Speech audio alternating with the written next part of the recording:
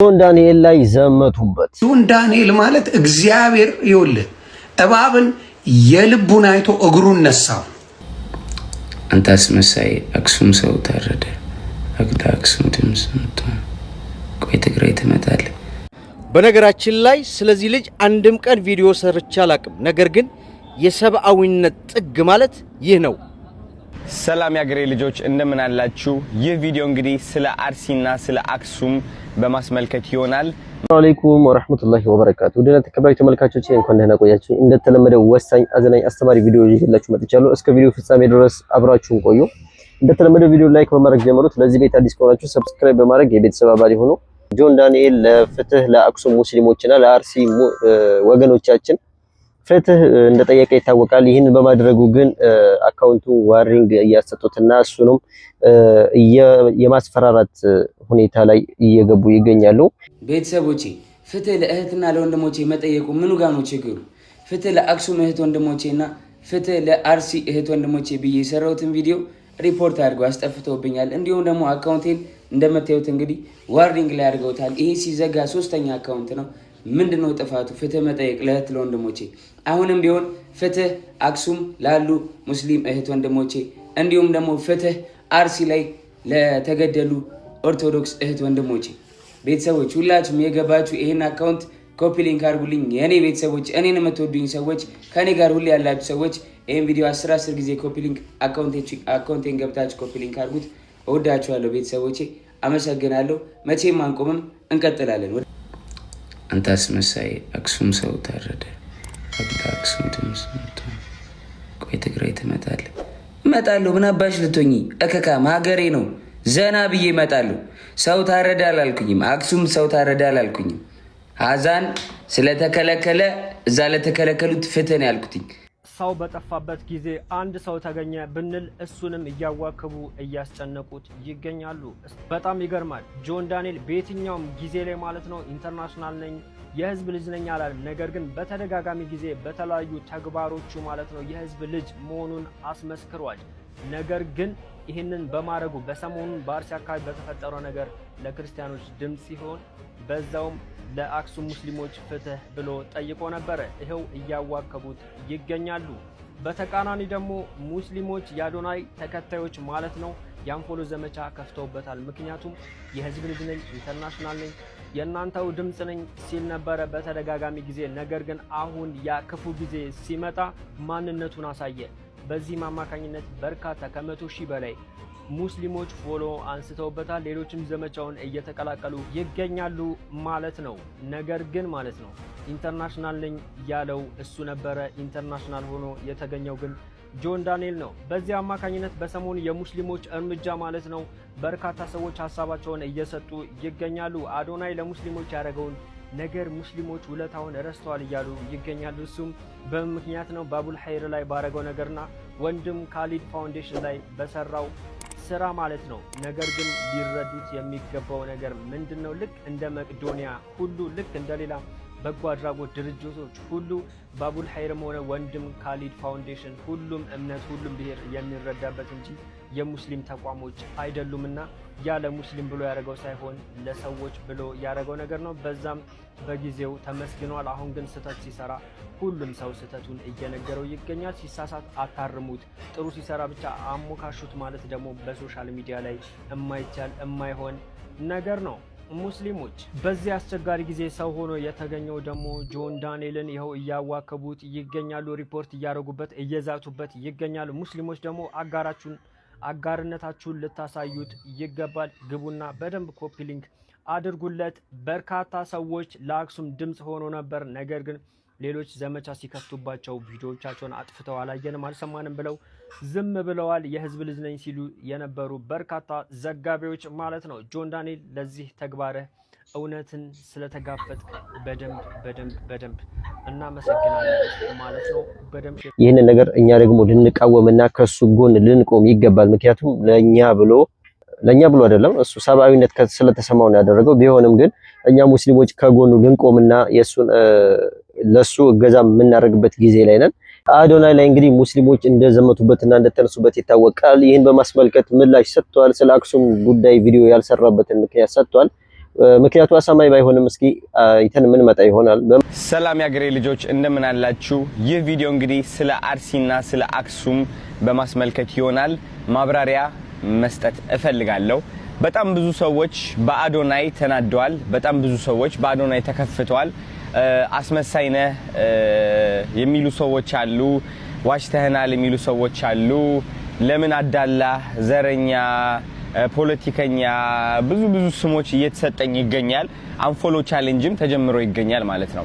ለምንድነው ይህ ሁሉ እየተፈጠረ ያለው ብዬ ራሴን ስጠይቅ እዚህ ጋር ቁጭ ብዬ እኔ ምን አጠፋው ምን አረኳችሁ ምናምን ማለት እችላለሁ።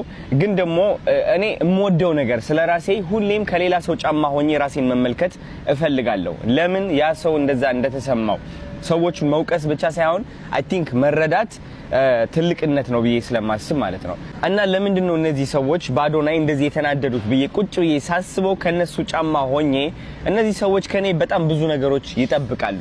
እንግዲህ ባለኝ እይታ ጋይስ እንደምታውቁት አንድ ቪዲዮ ስለቅ ኦልሞስት አብዛኛው ጊዜ ከ500,000 ቪው በላይ አለኝ። ከ500,000 በላይ እይታ አለኝና ይህ ሁሉ እይታ ሲመለከቱ እንግዲህ ድምጽ እንደሆንላቸው ይፈልጋሉ። ምክንያቱም አዶናይ ተናገረ ማለት ከ500,000 በላይ ሰዎች ወዲያውኑ ይህ ነገር እየተፈጠረ እንደሆነ ያውቃሉ ማለት ነው። ገባችሁ? ስለዚህ እነዚህ ሰዎች በኔ ሲናደዱ ካለኝ እይታ አንፃር ካለኝ ታዋቂነት አንፃር እያገናዘቡ እንደሆነ ገብቶኛል ማለት ነው። ነገር ግን አለመግባባቱ የተፈጠረው የቱ ጋር ነው ብዬ ማስበው እኔ አይ ቲንክ ብዙዎቻችሁ የአዶናይ ህይወት ምን እንደሚመስል አልገባችሁም። ልንገራችሁ። እኔ እንግዲህ ወደ 6 ልጆች አሉኝ። ኦኬ እኔ ማግዛቸው እኔ ሰፖርት ማረጋቸው ህይወታቸው ወደ ኋላ እንደማይመለስ ለማረጋገጥ ማረጋቸው ነገሮች ልገልጽላችሁ አልችልም። እንደምታውቁት እንደ ኤክስኪውዝ እየተጠቀምኩኝ ሳይሆን እነዚህ ከኔ ጋር ያሉ ልጆች በጣም ብዙ ጥሩ ነገሮች አስለምጃቸዋለሁ እና እነሱን ለማገዝ እፈልጋለሁ። ግን ደግሞ እነሱን ከማገዜ በፊት ራሴንም ማገዝ አለብኝ። ብራንዴን ቢልድ ማድረግ አለብኝ። ብዙ ስራ መስራት አለብኝ። አዶናይ ያለበት የሥራ ውጥረት ምርጫ ሳይሆን ጭንቀት ነው እንድታቁልኝ እፈልጋለሁ። አዶናይ በየቀኑ ቪዲዮ ሲለቅ በየቀኑ ስራ ሲሰራ እነዚህ ልጆች ላለማስራብ ነው። እነዚህ ልጆች ገንዘብ ሲጠይቁኝ የለኝም ላለማለት ነው። የቤት ኪራይ የምከፍለውን ላለማጣት ነው። ተረዳችሁኝ? ህይወቴን ለማቃናት እየሞከርኩ ያለው ሰው ነኝ። ይህ ነገር እንዴት አድርጎ ነው ከአርሲና ከአክሱም ጋር የሚያገናኘው ብላችሁ እየጠየቃችሁኝ ከሆነ ጋይስ እናንተ እንደምታስቡት ያክል ቲክቶክ ላይ እየገባው ስክሮል ማረግበት ጊዜ የለኝም። አብዛኛው ጊዜ ቀረጻ ላይ ነኝ እኔ። ኦፍ ኮርስ ገብቼ ስክሮል አረጋለሁ። ስክሮል ሳረግ ግን የሚመጡልኝ ቪዲዮዎች እናንተ ከምታስቡት ተቃራኒ አይነት ቪዲዮዎች ናቸው። because እኔ የምመለከተው አብዛኛው ቪዲዮ የውጭ ሀገር ቪዲዮዎች ስለሆኑ ማለት ነው። ስፔሻሊ ዱባይ ስመጣ ደግሞ አልጎሪዝሜ የውጭ ሀገር ነው የሚሆነው።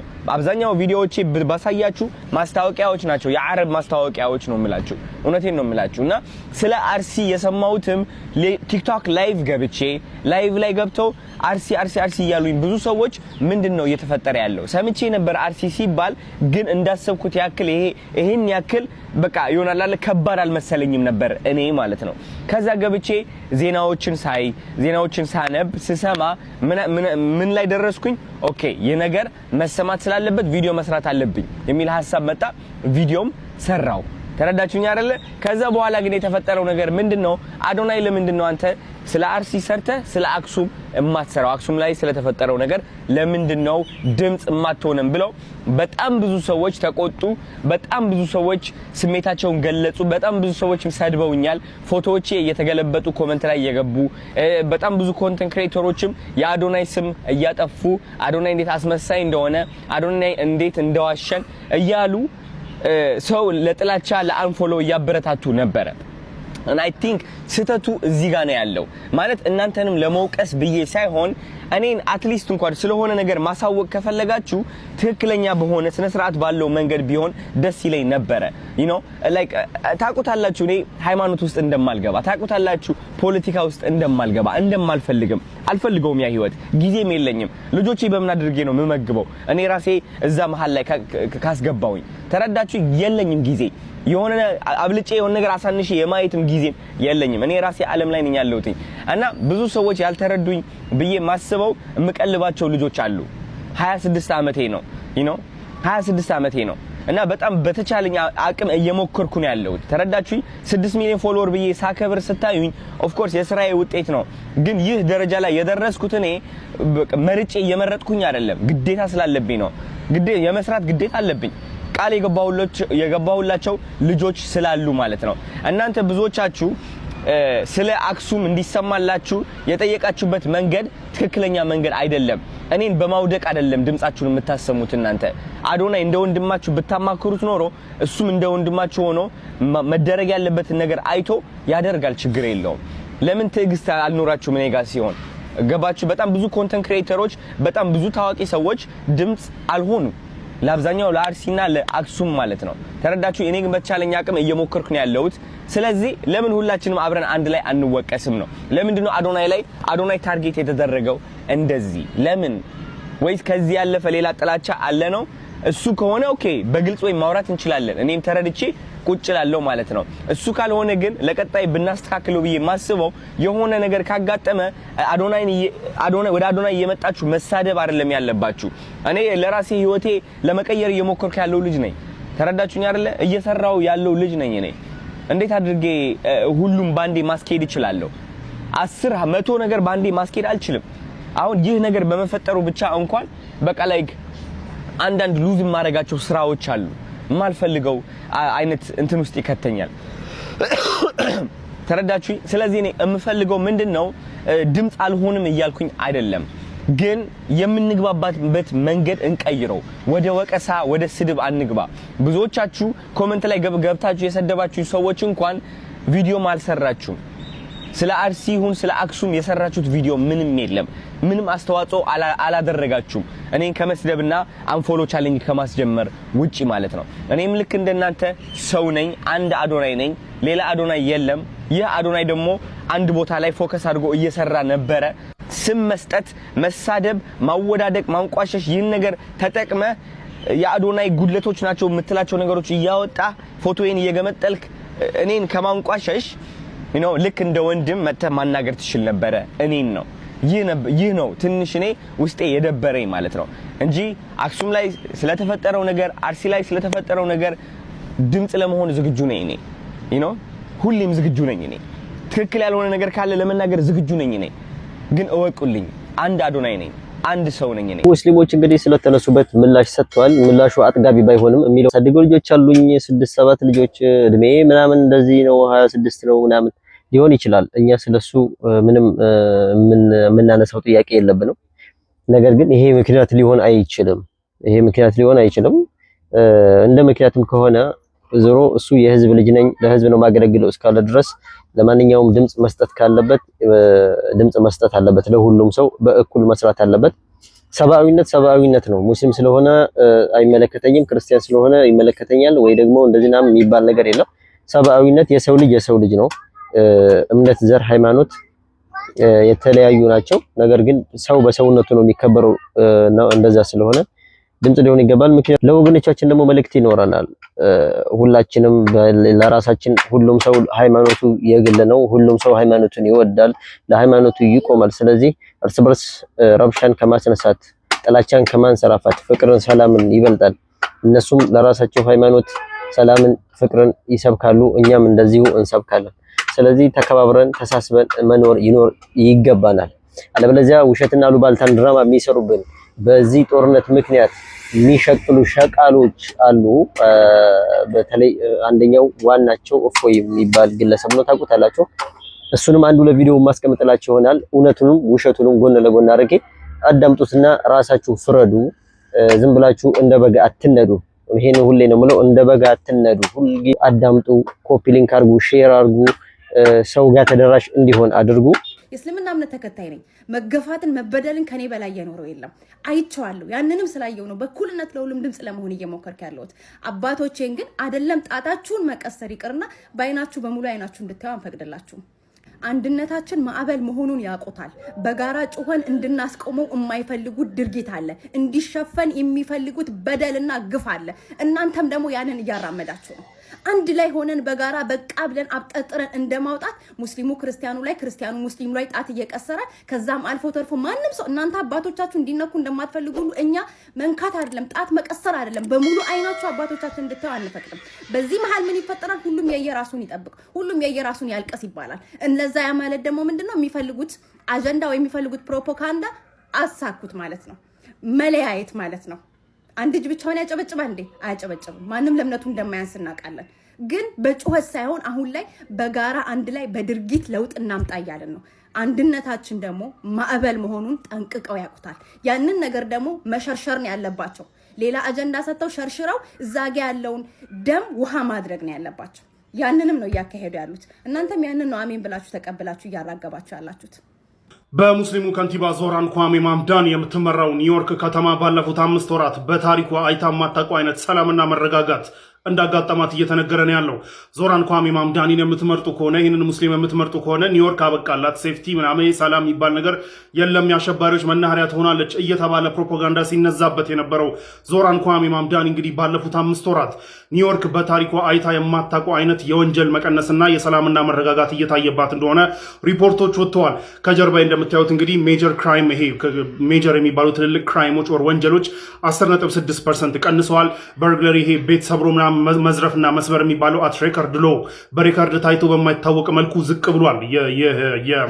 ዝርፊያ ማለት ነው። ደን ደግሞ ይሄ ሱፐርማርኬት ውስጥ ምናምን ነገር እቃ መዝረፍ የሚባሉት ነገራቶችም 25% ቀንሰዋል ባለፉት 5 ወራት። ከዛ በላይ ደግሞ እንግዲህ መርደር እና ሹቲንግ ይሄ ነፍስ ማጥፋትና እንዲሁም መተኳኮስ የሚባሉት ከባባድ የግድያ ወንጀሎችም አት ሬከርድ ሎው ነው ያሉት። አት ዘ ሎወስት ሌቭል ኢን ኒውዮርክ ሂስትሪ ነው ያሉት እና በኒውዮርክ ታሪክ በጣም አት ዘ ሎወስት ሌቭል በጣም በዝቅተኛ ሌቭል ላይ ነው ያለውና ዞራን ኳሜ ማምዳኒ እንግዲህ ባለፉት 5 ወራቶች ውስጥ በሰራው ስራ እንግዲህ ኒውዮርክን the safest city አድርጓታል። በታሪኩ አይታ በማታውቀው መልኩ እንግዲህ the safest city አድርጓታል። ይህም እሱን ከመረጣችሁ ኒውዮርክ ያበቃላታል ትወድማለች ተብሎ ሲነዛበት የነበረውን የኢስላሞፎቦችን ፕሮፓጋንዳ አፈር አብልቷል ማለት ነው ሪፖርቱ።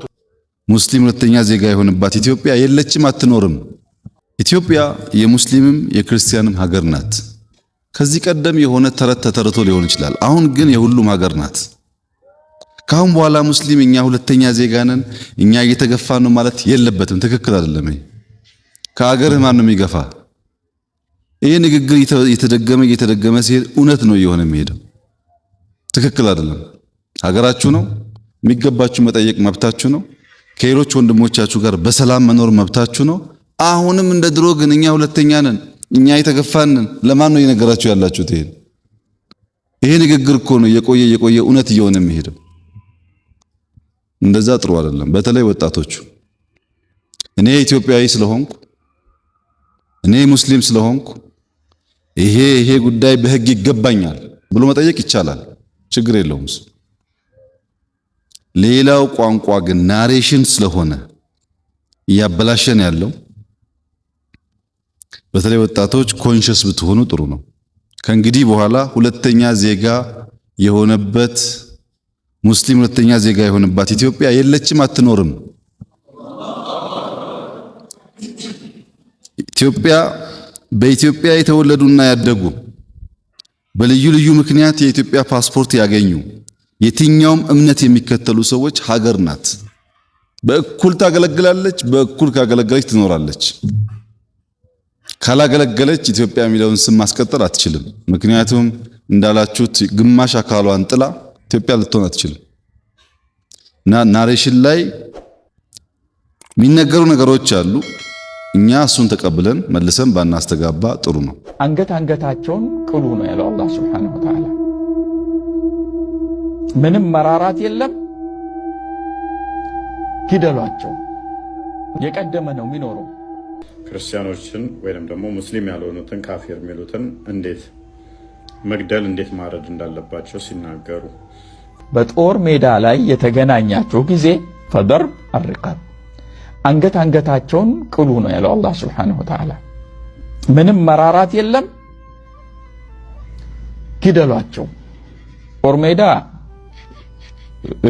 ልከክልህ ቦታ አይደለም። ወይ ትገለዋለህ ወይ ይገለሃል ነው። የቀደመ ነው የሚኖረው። እነዚህን አያቶች እየወሰዱ ካፊሮቹ ሹብሃ ይሄው እስልምና የጦርነት እንትን ነው ወይም ገዳይ ነው ግደሉ ይላል አንገታቸውን በሉ ይላል እያሉ ይሰብካሉ ታዲያ ጦር ሜዳ ላይ ምን ያርግ አልጋ ያንጥፍልህ አበባ ያቅርብልህ የጦር ሜዳ ላይ ማን ምን ሲያርግ ነው ያያችሁት ምንም የማይመስል ነገር የዛሬ ቪዲዮአችን ይሄንን ይመስል ነበር በቀጣይ ቪዲዮ እስከምንገናኝ ድረስ ወሰላሙ አለይኩም ወራህመቱላሂ ወበረካቱ